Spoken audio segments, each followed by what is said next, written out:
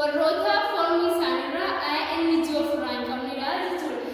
Fakkeenyaaf remembering hin jennu, remembering, seeing jennu, seeing hin jennu, see enna malee, knowing hin jennu, know enna malee, believe enna malee, believing hin jennu. So warri kuni warra ing ofirraan qabnedha jechuudha. As keessatti immoo yeroo baay'ee kan fayyadamnu since fi for'dha jechuudha.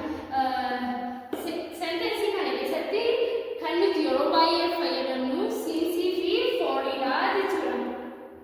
Since yeroo kamiin fayyadamna, for yeroo kamiin fayyadamna. Since indicates a point of time in the past. Since indicates a point of time in the past. Since ni point of time ni for more is used with a period of time. For more period of time ni Now let us see the example of present perfect continuous tense. So abba kanatti mani example isani highlight.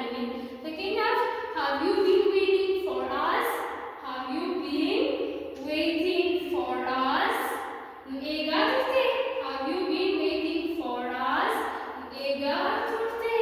For no right today. Yero parage sentence kana kesatti for fi since fayyadamna jechuudha. Inni kan biraan I have known him since last year. I have known him since last year. Ani isa waggaa darbe kaasee beeka, ammas immoo beeka jechuudha.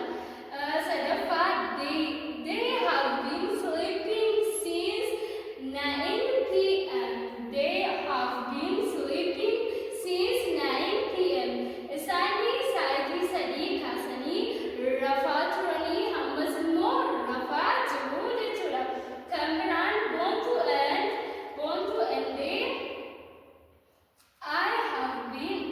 end I have been working